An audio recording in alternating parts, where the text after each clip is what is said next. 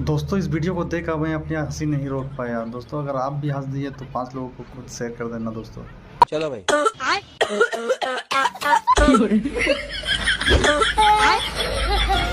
नहीं पकड़ ली इसको मैं। दीदी बाहर हो। अरे वो सब छोड़, भैया किधर है? अरे वही तो बता रही हूँ, भैया ने पता नहीं कौन सी बीड़ी पी ली और वो खास खास के पागल हो गया।